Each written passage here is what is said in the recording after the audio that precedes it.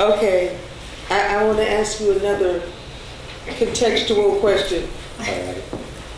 Returning for the moment to the context of that exhibition William T. Williams invited you to participate in, I got all this from the retro, at the Studio Museum in 1968, which was the source of so much controversy in relation to the mission of the Studio Museum, as understood by the community around it.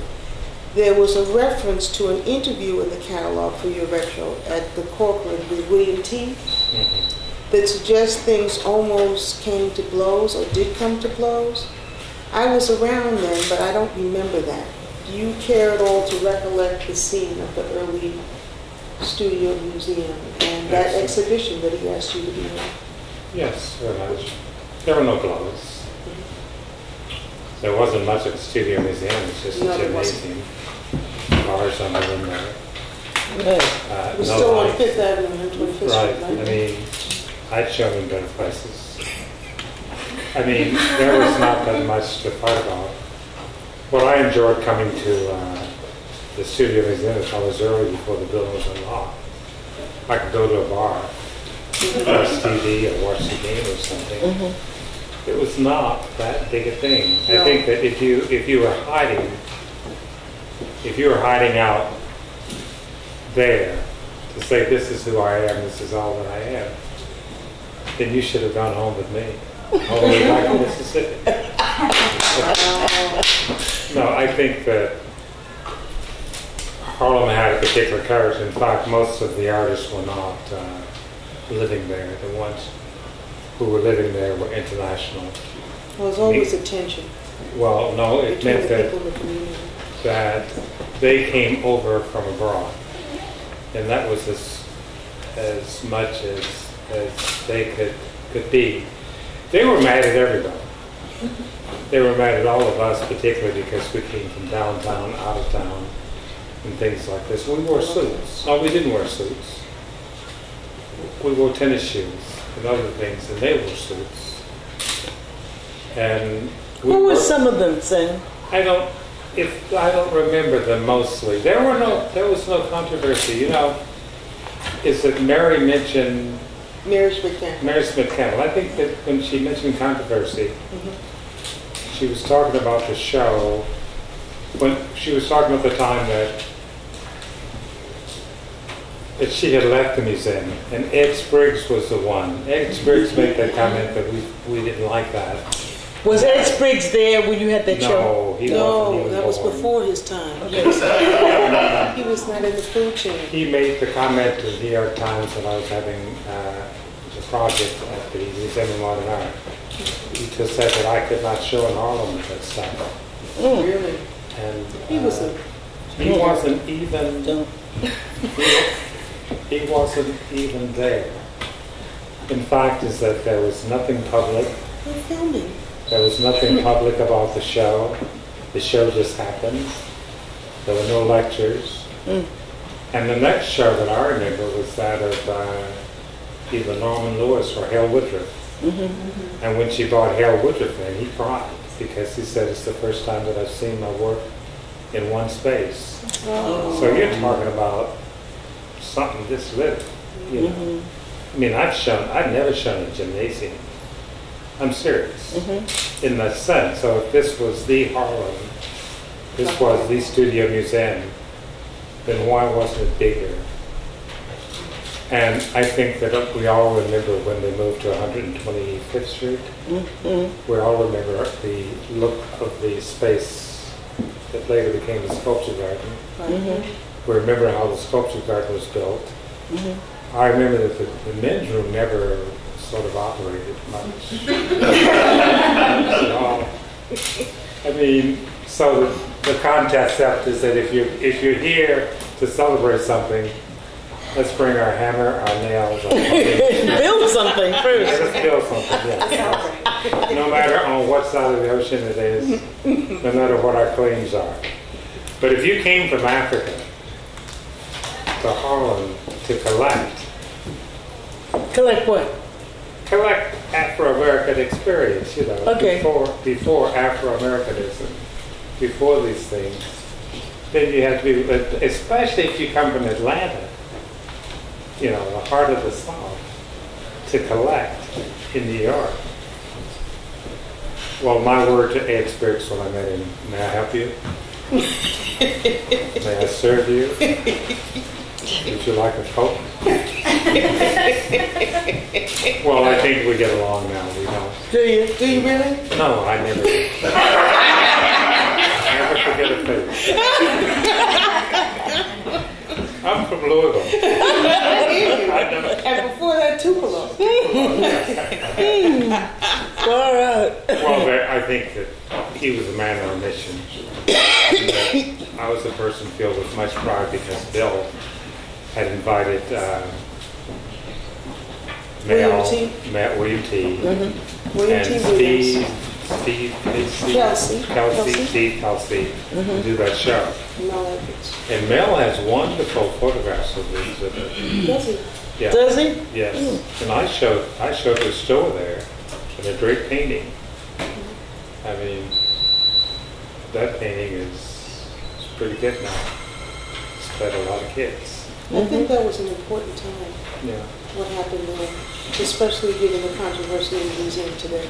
But you know, we had also done the show in Senegal with Emilio Cruz, Jacob Lawrence, and Romy Bearden in '65. Was that 65? Yeah. That was the Hale Woodruff.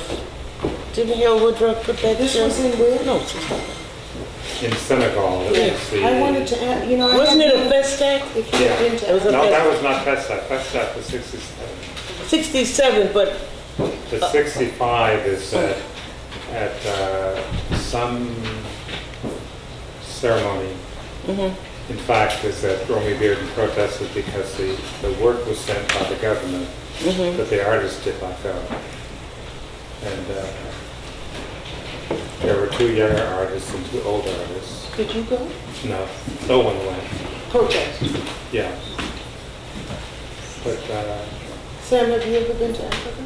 no, really? been Mississippi. That's almost the same thing. No, you know, I've been a lot of places that a lot of people haven't been. I was representing the United States at the Biennale in India. I toured the Biennale through West and Eastern Europe in '72. Spoke in libraries, places like this. I mean, I've done a lot of things. Just traveling overseas, following Mingus and Miles Davis, and those were very interesting times because that there were very few people who went outside of the country to white countries or Black Americans. Arthur Mitchell, and it was interesting as to why we were sent there. I found out that the reason that I went to Poland is that Poland had contacts with the foresting industry in Africa. And vividly is that they protested Biafra and no one in America did. So there were different levels and different depths of history that were involved, which involved at least some of the similar issues that we were talking about.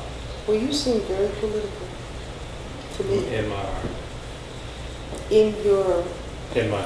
In your heart, I In guess. my heart of hearts. Yes.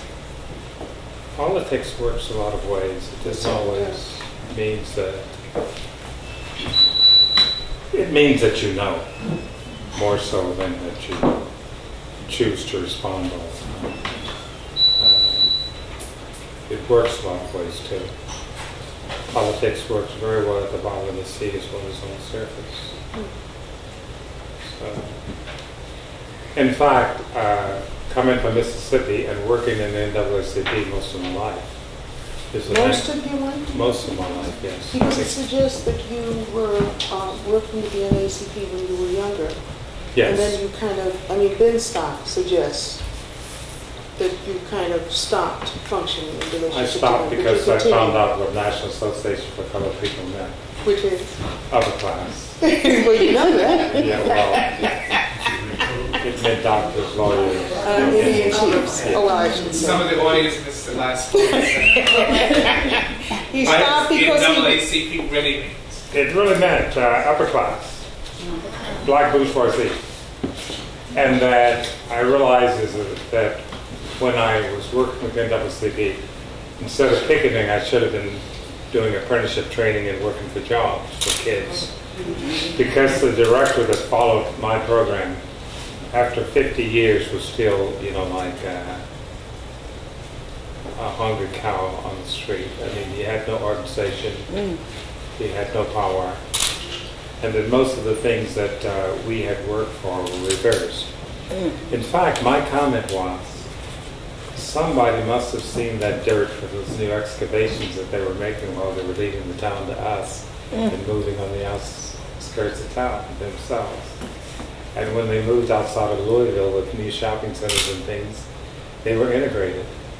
And the property, the sham of property and things like this that we were denied were really just left as property that they still own, that they didn't pay taxes on and had no substance. So. Well, there's a problem with civil rights and class.